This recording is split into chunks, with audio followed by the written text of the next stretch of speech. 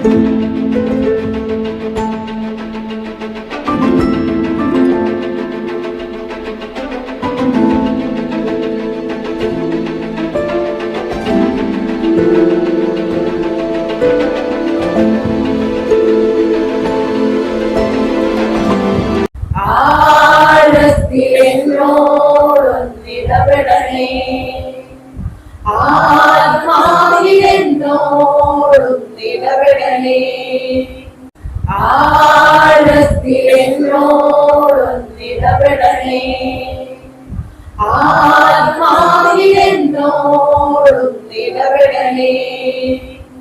ആരിലും ശ്രേഷ്ഠമായി, ആരിലും ശക്തമായി, ആരിലും ശ്രേഷ്ഠമായി, ആരിലും ശക്തമായി, ആഴത്തിലെന്നോടൊന്നിടപെടണേ, ആത്മാവിലെന്നോടൊന്നിടപെടണേ, ആഴത്തിലെന്നോടൊന്നിടപെടണേ, ആത്മാവിലെന്നോടൊന്നിടപെടണേ.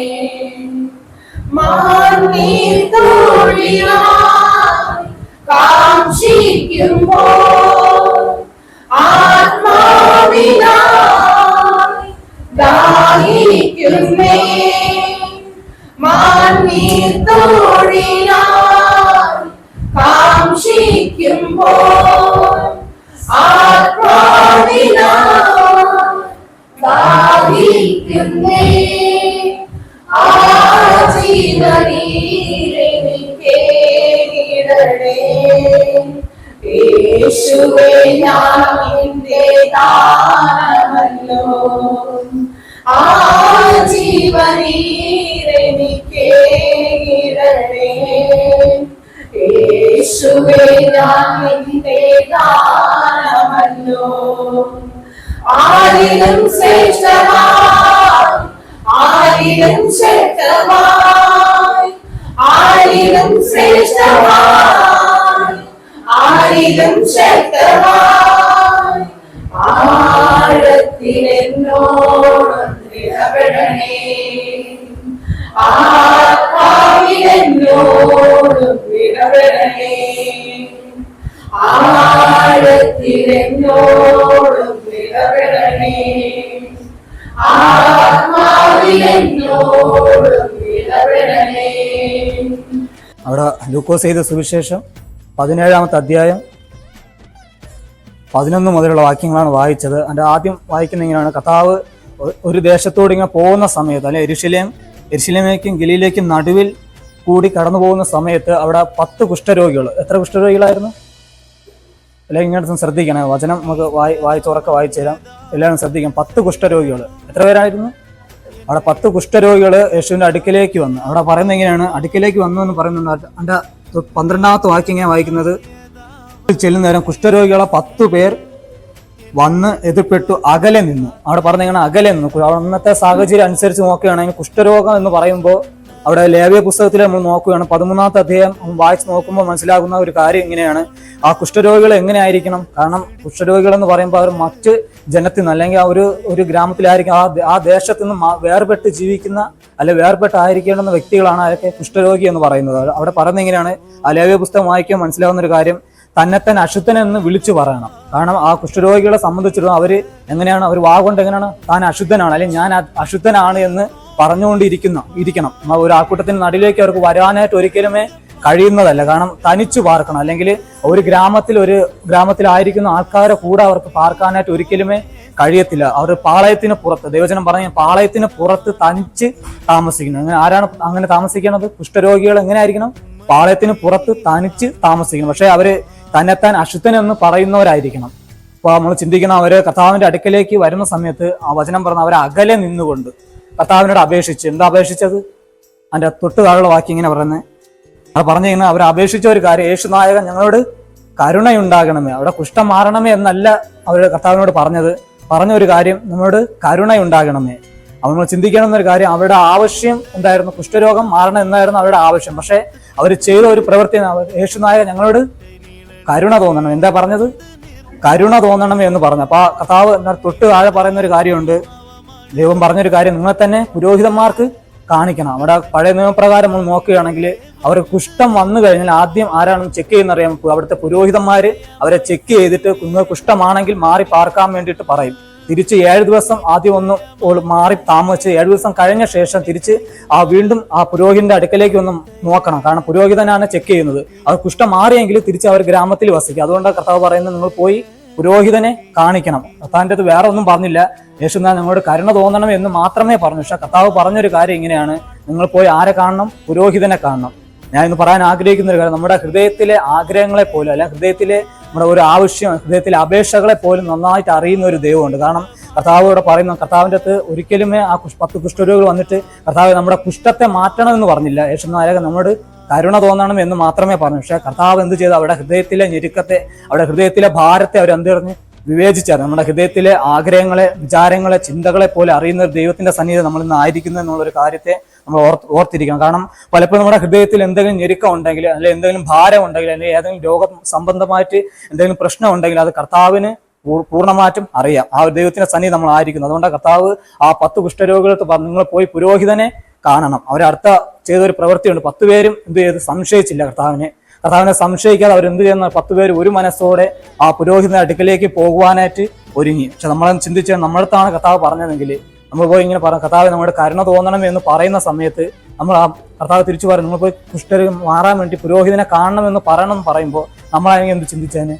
കർത്താവ് എന്താ വേറൊന്നും പറഞ്ഞില്ലല്ലോ, എൻ്റെ കുഷ്ഠം മാറ്റും എന്നൊന്നും പറഞ്ഞില്ലല്ലോ, ഞാൻ എന്തിനാ അവിടെ പോയി കാണണം എന്നല്ല നമ്മൾ ചിന്തിക്കും. പക്ഷെ ആ 10 കുഷ്ഠരോഗികളും ഒരു മനസ്സോടെ ആ പുരോഹിതന്റെ അടുക്കിലേക്ക് പോകുന്നതായിട്ട് നമുക്ക് കാണാൻ സാധിക്കും. നമ്മൾ ചിന്തിക്കേണ്ടുന്ന കാര്യം, നമ്മുടെ ആവശ്യങ്ങളെ കർത്താവിൻ്റെ അടുത്ത് പറയുമ്പോൾ അല്ലെങ്കിൽ നമ്മുടെ പ്രാർത്ഥന വിഷയങ്ങൾ ദൈവസന്നിധിക്ക് അപേക്ഷ കൊടുക്കുമ്പോൾ ദൈവത്തെ എങ്ങനെ വിശ്വസിക്കണം? പൂർണ്ണ ഹൃദയത്തോടെ, നമ്മൾ ഞായറാഴ്ച കേട്ടതുപോലെ പൂർണ്ണ ഹൃദയത്തോടെ ദൈവത്തെ എന്ത് ചെയ്യണം? വിശ്വസിക്കണം. നമ്മുടെ പ്രാർത്ഥനയ്ക്ക് ഉത്തരം തരുവാൻ മതിയായ ദൈവത്തെയാണ് നമ്മൾ വിളിച്ചത്, ആ ദൈവത്തോട് നമ്മൾ അപേക്ഷിച്ചത് എന്ന പൂർണ്ണ ബോധ്യം ആർക്കുണ്ടായിരിക്കണം? പറയുന്ന നമ്മൾക്ക് എല്ലാവർക്കും ഉണ്ടായിരിക്കണം. അതുകൊണ്ടാണ് ആ 10 പേരും ഒരു മനസ്സോടെ പോയി. എൻ്റെ തൊട്ട് താഴോട്ട് വായിക്കുമ്പോൾ അവിടെ പറഞ്ഞെങ്ങനെയാണ്, അവർ 10 പേരും പോയപ്പോൾ തന്നെ അവരെന്തായി തീർന്നു? ശുദ്ധരായി. അവരുടെ കുഷ്ഠം മാറി.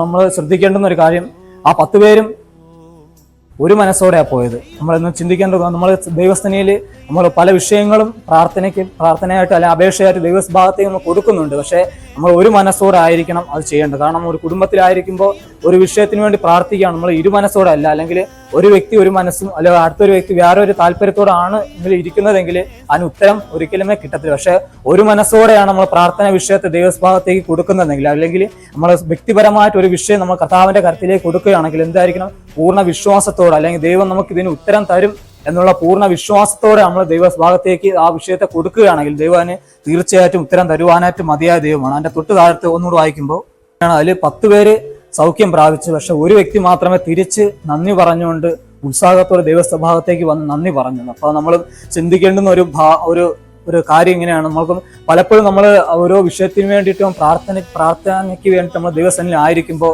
പ്രാർത്ഥനയ്ക്ക് ഉത്തരം തരുവാനായിട്ട് ദൈവം മതിയായ ദൈവം തന്നെയാണ്. ആ ഉത്തരം കിട്ടുന്ന സമയത്ത് നമ്മുടെ മനോഭാവം എങ്ങനെയാണ് നമ്മളെ തന്നെ ഒന്ന് ശോധന ചെയ്യണം. കാരണം പലപ്പോഴും നമ്മൾ ഒരു വിഷയത്തിന് വേണ്ടി പ്രാർത്ഥിച്ച് ആ വിഷയത്തിന് ഉത്തരം കിട്ടുമ്പോൾ അല്ലെങ്കിൽ മറുപടി കിട്ടുന്ന സമയത്ത് നമ്മുടെ ആഗ്രഹത്തിന് സാധിച്ചു എന്ന് സന്തോഷത്തോടെ ഇരിക്കുന്നവരാണോ അതോ ദൈവഭാഗത്തേക്ക് ചെയ്യുന്ന അല്ലെങ്കിൽ ദൈവത്തോട് നന്ദി പറയുന്നുള്ള ഒരു മനോഭാവം നമുക്കുണ്ടോ എന്ന് നമ്മളെ തന്നെ ശോധന ചെയ്ത് നോക്കണം. നമ്മൾ ഈ വിഷയം പ്രാർത്ഥിച്ച് ഒരു വിഷയത്തിന് വേണ്ടി ഒരു ഉത്തരം കിട്ടുന്ന സമയത്ത് നമ്മുടെ ആവശ്യം നിറവേറ്റിയെന്ന് പറഞ്ഞ് നമ്മൾ സന്തോഷത്തോടെ ഇരിക്കുന്നവരാകരുത്. സന്തോഷിക്കാം, പക്ഷെ അതിലെല്ലാത്തിലുപരി ആദ്യം ദൈവസന്നിധിയിലേക്ക് ചെന്നിട്ട് കർത്താവെ അവിടുന്ന് ഉത്തരം നൽകിയതിനായിട്ട് നന്ദി എന്ന് പറയുന്ന ഒരു മനോഭാവം, ഒരു ഹൃദയം നമ്മുടെ ഉണ്ടായിരിക്കണം. അവിടെ ഈ സമയം നമ്മൾ പ്രാർത്ഥനയോടായിരിക്കും. നമ്മൾ ഈ ലൈറ്റ് ദ വേർഡ് മിനിസ്ട്രിയുടെ ഒരു പ്രാർത്ഥനയ്ക്ക് വേണ്ടിയിട്ടാണ് നമ്മൾ കൂടി വന്നിരിക്കുമ്പോഴും നമ്മൾ ചിന്തിക്കേണ്ടുന്ന കാര്യം, നമ്മൾ ഏത് വിഷയത്തിന് വേണ്ടി പ്രാർത്ഥിച്ചാലും പൂർണ്ണ ഹൃദയത്തോടെയാണ് ദൈവസന്നിധിയിൽ നിന്ന് പ്രാർത്ഥിക്കുന്നതെങ്കിൽ, അല്ലെങ്കിൽ ആ ഒരു അപേക്ഷ ദൈവത്തോട് അപേക്ഷിക്കുന്നത് ദൈവം മറുപടി തരുവാൻ മതിയായ ദൈവത്തിന്റെ സന്നിധിയിലാണ് നമ്മൾ ഇരിക്കുന്നത് പൂർണ്ണ ബോധ്യത്തോടെ കൂടെയാണ് ദൈവസന്നിധി പ്രാർത്ഥന നമ്മൾ പ്രാർത്ഥിക്കുന്നതിന് ദൈവം ഉത്തരം തരുവാനായിട്ട് മതിയായ ദൈവം തന്നെയാണ്. അതിന്റെ താഴോട്ട് വായിക്കുമ്പോൾ എന്റെ വിശ്വാസം നിന്നെ രക്ഷിച്ചിരിക്കുന്നു. നമുക്ക് എത്ര പേർക്ക് വിശ്വാസമുണ്ട്? നമുക്ക് എല്ലാവർക്കും വിശ്വാസമുണ്ട്. പക്ഷെ അവിടെ 10 പേരുടെ വിശ്വാസം നോക്കുകയാണെങ്കിൽ അവർ സംശയിക്കാതെ അല്ലെങ്കിൽ പിറുപിറുക്കാതെ, ദൈവം വേറൊന്നും പറഞ്ഞില്ല, പുരോഹിതനെ പോയി കാണാൻ മാത്രമേ അവിടെ പറഞ്ഞിട്ടുള്ളൂ. പക്ഷെ അവര് വേറൊന്നും ചിന്തിക്കാതെ അവർ പെട്ടെന്ന് ആ ദൈവത്തിന്റെ വാക്കിനെ അനുസരിച്ചെങ്കിൽ നമ്മുടെ വിശ്വസിക്കണമെന്ന കാര്യം, നമ്മുടെ കൂടെ ഇരിക്കുന്ന ഒരു ദൈവം അല്ലെങ്കിൽ നമ്മുടെ ഹൃദയത്തിൽ വസിക്കുന്ന ഒരു ദൈവം നമ്മുടെ ഓരോ കാര്യങ്ങൾ അവിടുന്ന് പറയുന്ന സമയത്ത് നമ്മൾ എങ്ങനെ ആയിരിക്കണം? വിശ്വാസത്തോടെ. നമ്മുടെ എത്രത്തോളം നമുക്ക് വിശ്വാസമുണ്ടോ അതിനൊത്ത രീതിയിൽ മാത്രമേ ദൈവം നമ്മുടെ ജീവിതത്തിൽ പ്രവർത്തിക്കത്തുള്ളൂ. അതുകൊണ്ട് നമ്മളൊന്ന് തീരുമാനിക്കണമെന്ന കാര്യം, ആ 10 പേരും ഒരു മനസ്സോടെ അവിടുന്ന് പോയതുപോലെ നമ്മളും ഒരു കുടുംബത്തിലായിരിക്കുമ്പോൾ അല്ലെങ്കിൽ ഒരു സഭയിലായിരിക്കുമ്പോൾ നമ്മൾ ഒരു മനസ്സോടെ ഓരോ വിഷയത്തിന് വേണ്ടി പ്രാർത്ഥിക്കണം.